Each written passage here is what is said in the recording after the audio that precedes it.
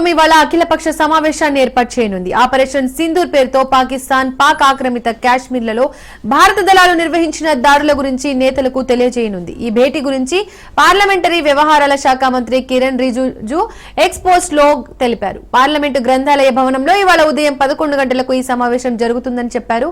పాకిస్తాన్ తో పాటు పీఓకేలో ఉన్న ఉగ్రవాద స్థావరాలను ధ్వంసం చేసేందుకు బాధ్యతాయుతంగా దాడులు నిర్వహించినట్లు కేంద్ర ప్రభుత్వం ప్రకటించింది.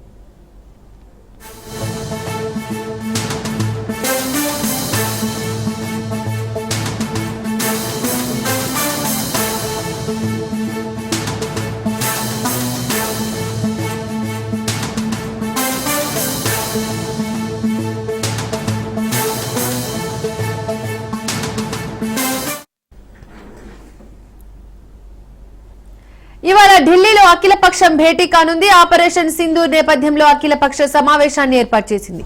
సమావేశం అనంతరం ఆపరేషన్ సింధూర్ గురించి రాష్ట్రపతి ద్రౌపది ముర్ముకు వివరించనున్నారు ప్రధాని మోడీ.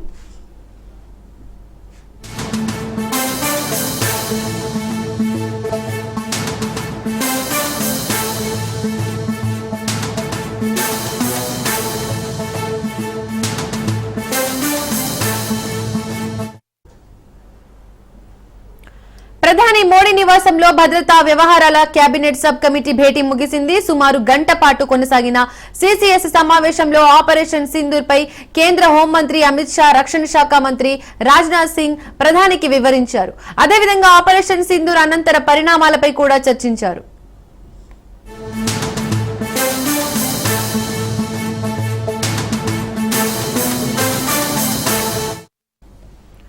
అటు ఆపరేషన్ సింధూర్ నేపథ్యంలో ప్రధాని మోడీ పర్యటన రద్దయింది. క్రొయేషియా, నార్వే, నెదర్లాండ్స్ పర్యటన రద్దు చేసుకున్నారు ప్రధాని మోడీ. ఇక ఈ అంశానికి సంబంధించి మరిన్ని అప్డేట్స్ మా ప్రతినిధి రాజు ఫోన్ ద్వారా అందిస్తారు. రాజు.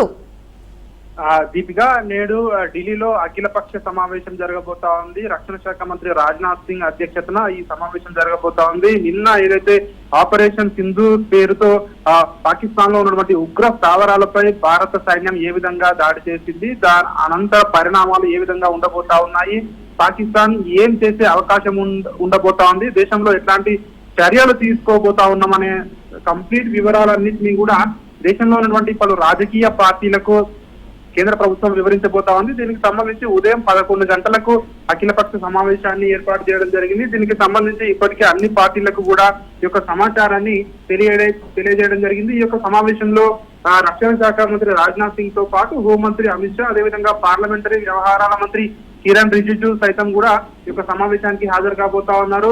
ఈ సమావేశంలో ప్రతిపక్ష పార్టీలకు అసలు భారత్ పాకిస్తాన్ పై ఏ విధంగా దాడి చేసింది, ఇందుకు గల కారణాలు, తదనంతర పరిణామాలన్నింటినీ కూడా కూలంకషంగా వివరించే అవకాశం కనిపిస్తా ఉంది. భద్రత, అదైతే దేశ భద్రత అన్నిటికంటే ముఖ్యం, పార్టీలకు అతీతంగా కూడా దీన్ని అందరూ స్వాగతిస్తున్నామని చెప్పి ఇప్పటికే ప్రతిపక్ష పార్టీలకు చెందినటువంటి నాయకులు గత కొద్ది రోజులుగా కేంద్ర ప్రభుత్వానికి అండగా నిలవడం జరిగింది.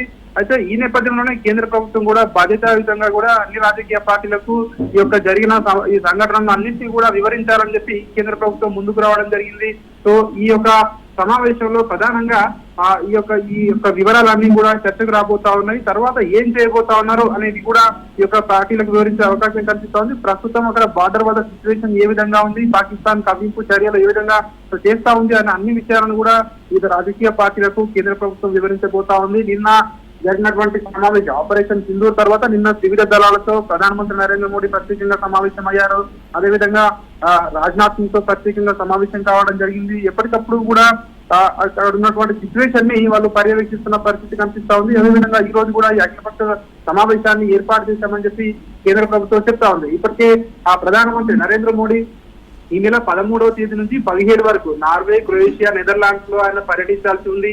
సో ఆపరేషన్ సింధూర్ తర్వాత ఉన్నటువంటి పరిణామాలు ఇవన్నీ దేశంలో ఉన్నటువంటి పరిస్థితుల దృష్ట్యా, ఇండియా పాక్ మధ్య ఉన్నటువంటి పరిస్థితుల దృష్ట్యా ఆయన ఈ యొక్క 3 దేశాల పర్యటనను కూడా రద్దు చేసుకోవడం జరిగింది. ఇప్పటికే పాకిస్తాన్, అదేవిధంగా పాక్ ఆక్రమిత కాశ్మీర్ ఏదైతే ఉందో అక్కడ ఉగ్రవాద శిబిరాలు ఉన్నాయి, మరిన్ని దాడులు జరగవచ్చనే ముందస్తు సమాచారంతోనే ఈ యొక్క దాడి చేశామని చెప్పి కూడా ఈ యొక్క ప్రతిపక్ష పార్టీలన్నిటికీ కూడా వివరించే అవకాశం కనిపిస్తా ఉంది. నిన్న దాడి తర్వాత ఇప్పటికే దీనికి సంబంధించి అధికారులు పూర్తి వివరాలు కూడా మీడియాకు వెల్లడించడం జరిగింది. అదేవిధంగా ఏదైతే అర్ధరాత్రి 1:05 నుంచి 1:30 వరకు కేవలం 25 నిమిషాలలోనే ఈ యొక్క పూర్తి దాడులు ఏ విధంగా నిర్వహించారు, మన ఆ సైన్యం ఏ విధంగా దీనికి ముందుకు వెళ్ళడం జరిగిందన్న వివరాలన్నింటినీ కూడా ఈ రోజు అఖిలపక్ష సమావేశంలో వివరించే అవకాశం కనిపిస్తా ఉంది.